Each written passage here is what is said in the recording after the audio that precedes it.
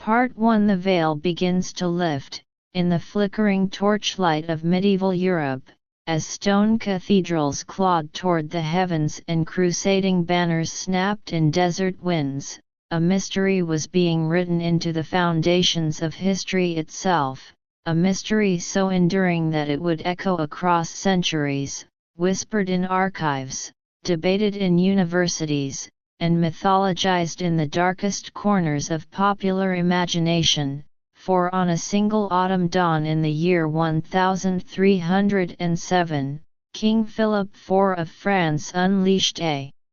coordinated arrest of the Knights Templar, an elite military religious order once revered as holy warriors and bankers of kings, accusing them of heresy, corruption, and unspeakable rituals, charges that would lead to torture, executions, and the sudden dissolution of an organization that had amassed extraordinary wealth, influence, and secrecy across Europe and the Holy Land. And yet even as their leaders burned at the stake and their properties were seized, an unsettling question lingered in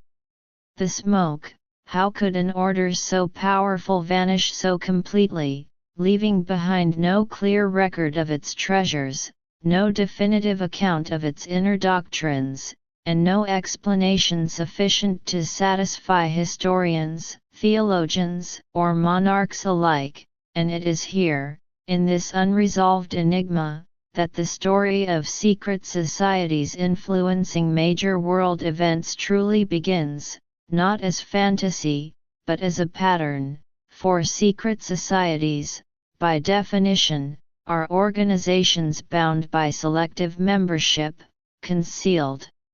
rituals, coded symbols, and internal hierarchies that restrict knowledge to the initiated, operating parallel to public institutions while denying the uninitiated any verifiable access to their true intentions. And though modern skepticism often dismisses their influence as paranoia or coincidence, history itself presents a far more complex and troubling record, one in which clandestine networks repeatedly intersect with moments of crisis, transition, and upheaval, from the fall of empires to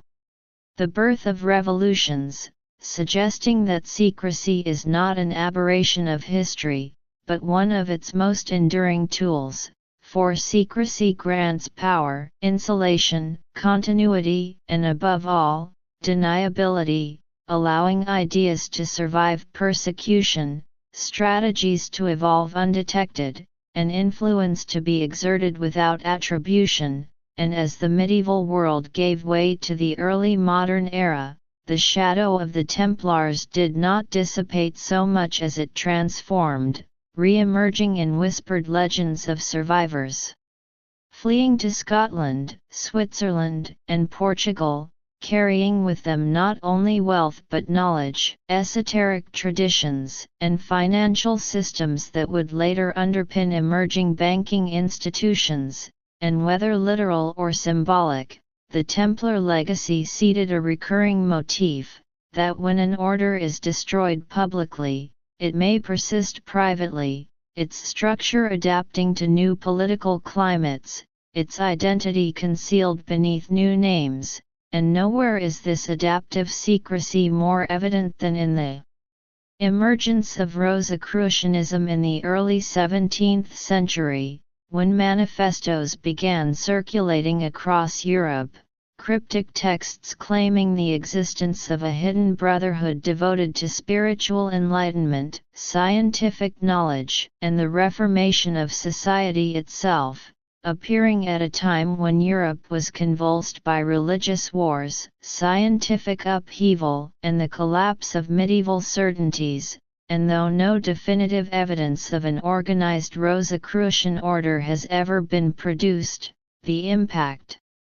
of the idea was undeniable, inspiring intellectuals, alchemists, and early scientists to believe that knowledge itself was being curated and preserved by unseen hands, subtly guiding humanity toward progress while avoiding the wrath of orthodox authorities. and it is within this atmosphere of secrecy and transformation that Freemasonry emerges, first documented in its modern form in the early 18th century, presenting itself as a fraternal organization rooted in moral philosophy and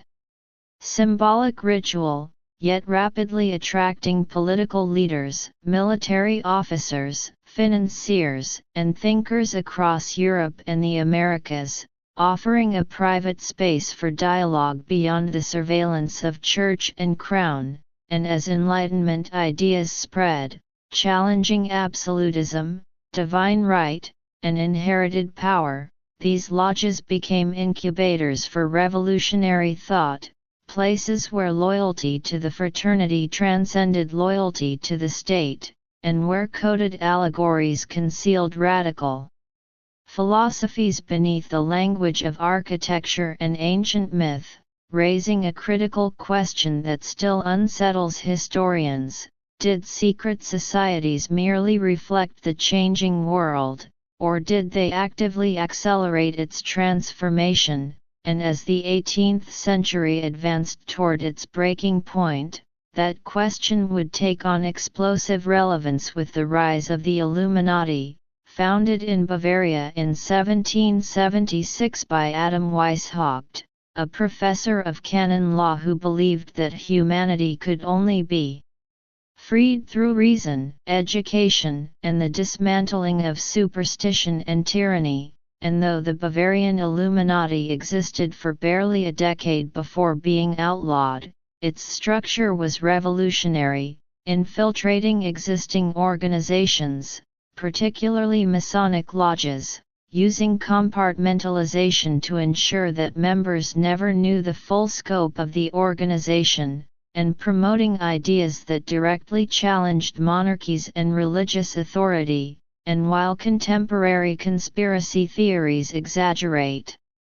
its longevity and omnipotence, the documented influence of Enlightenment-era secret societies on the intellectual climate preceding the American and French revolutions is undeniable, for many of the era's architects of change were members of clandestine groups that provided safe networks for exchanging ideas deemed dangerous by the state. And when revolution erupted in France in 1789, dismantling centuries of aristocratic rule, executing a king, and declaring the sovereignty of the people, it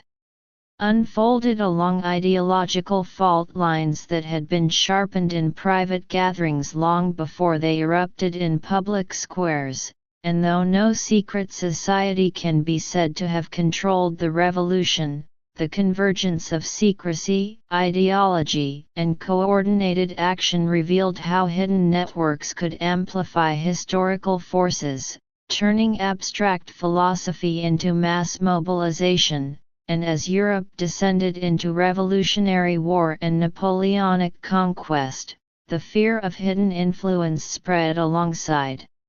armies, prompting regimes to suppress secret societies not merely as social clubs but as existential threats, acknowledging, perhaps unwittingly, that ideas incubated in secrecy could destabilize entire political systems, and thus, as the 19th century dawned, secret societies did not fade into irrelevance, but adapted once more, embedding themselves within nationalist movements, independence struggles, and reformist causes, from the Carbonari of Italy, who plotted against Austrian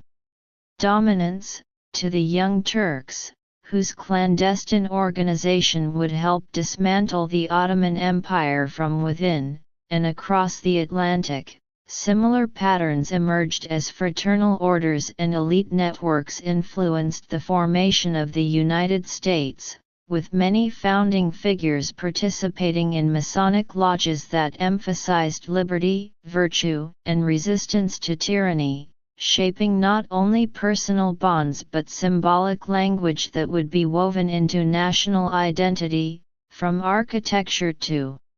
iconography. And yet, Even as these societies contributed to the expansion of republican ideals, they also raised uncomfortable contradictions, for secrecy, while protecting dissent, also concentrated power among the few, creating inner circles whose decisions escaped public scrutiny, and it is this duality, secrecy as both shield and weapon, that defines the hidden history of secret societies, revealing them not as omnipotent puppet masters nor as harmless fraternities, but as force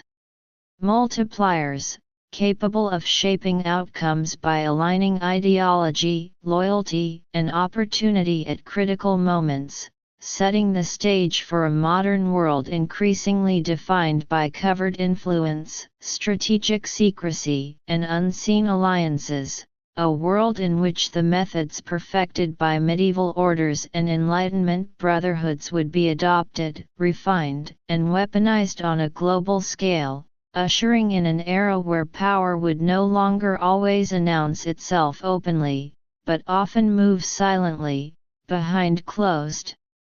doors, beneath the surface of official history. Part 2: Modern Maneuvers and the Echoes of Influence. As the 20th century erupted into unprecedented violence and technological acceleration, the architecture of secrecy evolved alongside it, giving rise to a new breed of clandestine organization, less mystical but no less opaque, as intelligence agencies, covert think tanks, corporate networks, and ideological cells adopted many of the same principles once used by ancient orders: compartmentalization, initiation, symbolic language, and absolute loyalty, and in